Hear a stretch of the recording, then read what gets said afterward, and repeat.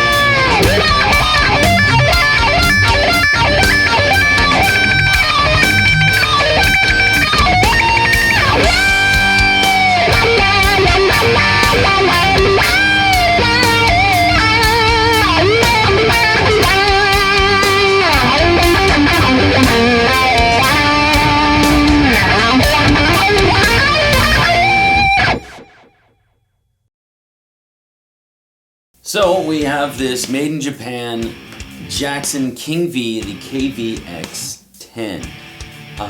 I think it looks a little bland. It plays really well, but it looks a little bland, and I kind of really enjoy the look of black with gold hardware. So what we're gonna do, I'm gonna install a Tone Pros locking bridge.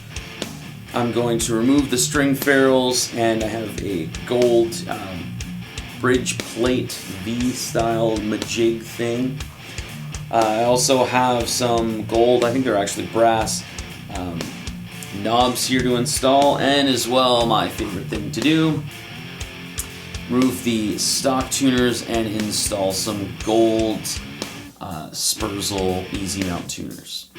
If you're wondering, hey, why isn't this guy installing gold pickups? I haven't ordered them yet. I'm sort of mulling over what I want to put in here. Front runners would be the Dominions by DiMarzio, and I would probably get them in all gold or gold with the black poles because I think that looks cool. Okay, to start off, I have the strings removed. So, first thing I want to do is actually, and I've kind of gotten it started here, is I want to remove the string ferrule. So, here's how I do it. Now, I know a lot of people will kind of flip over the guitar and they'll stick this, something like this on the other side of it, and they'll kind of catch the side and they'll hit it with a hammer until these start to come out. That's all well and good. I mean, you can get little chips on here, but the method that I use, you can get a few little scrapes on there, but again, we're covering everything up. So again, I got it started. So what I do is I use a pair of pliers, and I kind of just gently grab the lip of the string ferrule, and then once I've got the lip, you know, this is going to come out, but once I've got the lip, then I just gently rotate it, so rock it back and forth until it's raised, and then you can just pull it right out. Very easy. Any damage, like surface damage, is actually very, very minimal.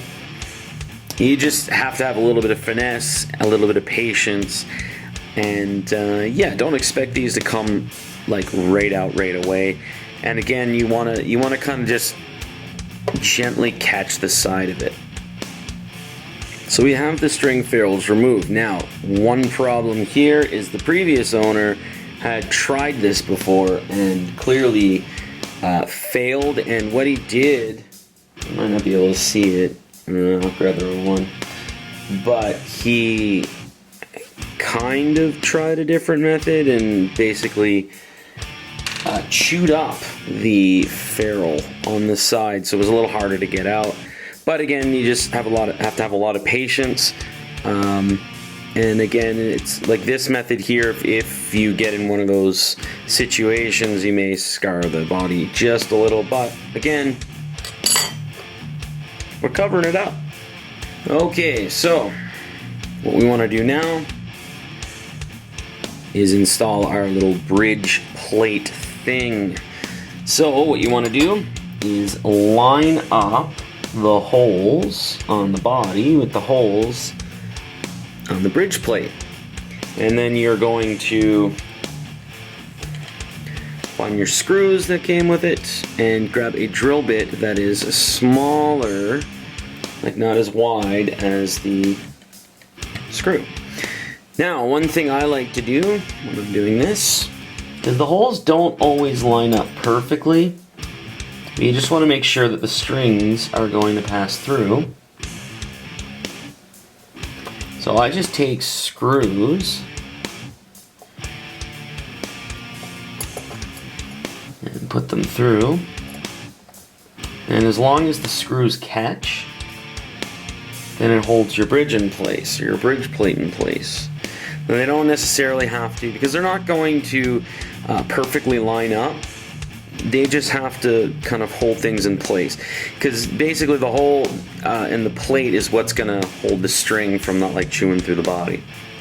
Same idea as the ferrule. So now that we have this in place, it ain't going anywhere. We know the strings are going to pass through.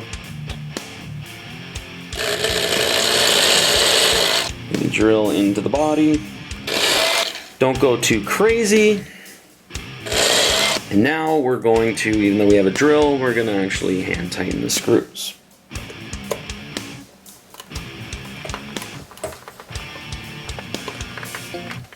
And just to be on the safe side, as you're doing each side, it's probably wise to remove some of the screws so they don't get stuck in there. Alright, so now we have the golden tailpiece, the V-style tailpiece, with the ferrules removed. Now we can actually string this up. However, there's a few more upgrades that we want to do first. So next up on the list here, one thing that I generally do, not always, but most of the time what I do is actually upgrade the stock tailpiece, which this isn't actually one that came with the guitar. This came with another Jackson that I had upgraded.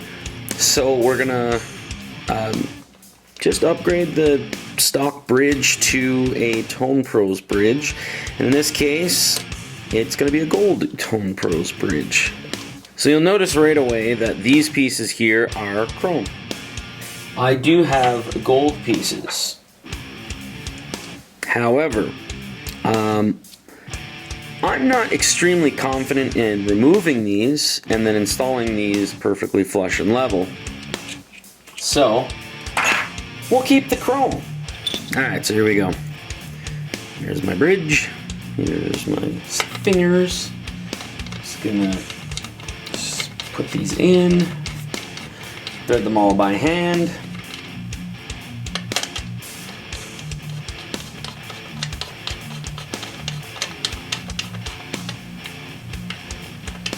What I like to do, I'll generally put these in low, and then once I've got the strings on, that's when I'll raise them.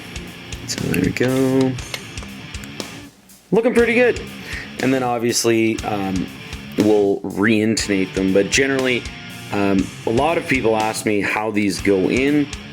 So most of the time, see how there's an angle this way, and then an angle that goes straight down.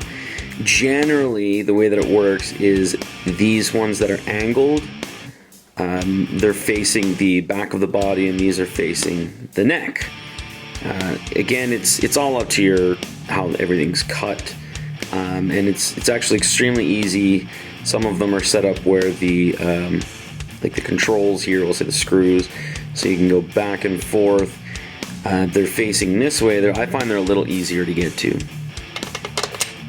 Next up on the list is an extremely easy one, so we're gonna just remove these knobs and install new ones.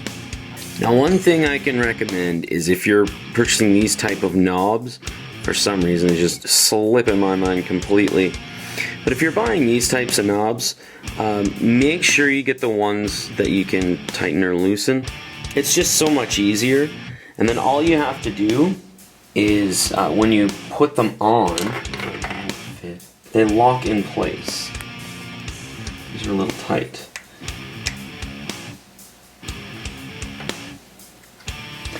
But when you put them on, just make sure that they're angled towards the outside of the body here, and then you've got room to play. And then you just tighten them on. There you go. Now, I do have actually a gold 3-way toggle switch. I have 4 of them. However, I am going to wait to install it just for the simple fact that I'm going to be upgrading the pickups on this as well. And I kind of want to do that when I do this as well. Just because I don't want to solder right now. And last item up on the list for today, gold spurzels. So the big thing here is you just want to get one of these type of tools.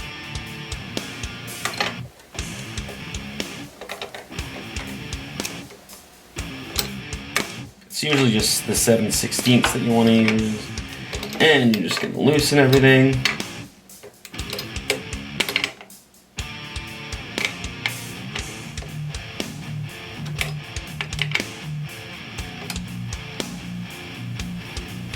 And then once they're loosened, you can just remove them all by hand. But, you know, I kind of don't want to do that right now. Magic. And obviously the magic runs out because I got to flip this around. And I always recommend, if you're removing tuners of any sort, whether it's on your guitar or someone else's, whatever, keep the tuners. Even though these are, like, they're not the greatest tuners in the world, whoever's guitar it is or whatever, have them keep the tuners or ask if you can keep the tuners. Because you never know if something's going to happen. Maybe someone buys a guitar and, hey, it's my first guitar, I bought something, but the tuner's worse than these, or, you know, something breaks on it. It's just easier to keep them. Just have a box of spare parts. Alright, so to install Spurzl tuners, I always get the easy mount, so you don't have to drill anything in. They do provide like a little template that you can use, but this way you don't have to. It's very easy. So you just slip it through, put this on, and what I do is hand tighten them.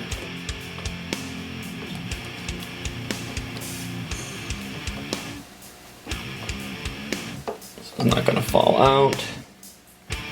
And then proceed the whole way. The reason I say hand tighten them is because if you tighten them all the way and one of them's kind of off kilter, see, what you want to do is, like, when you have them in the back of the headstock, like hand tightened, I usually turn them like this, and then I make sure that they line up. That way you're not having like one tuner like this or like this, or like, you know what I mean? It just looks more uniform, looks more professional. Alright, so the Spurzls are now installed.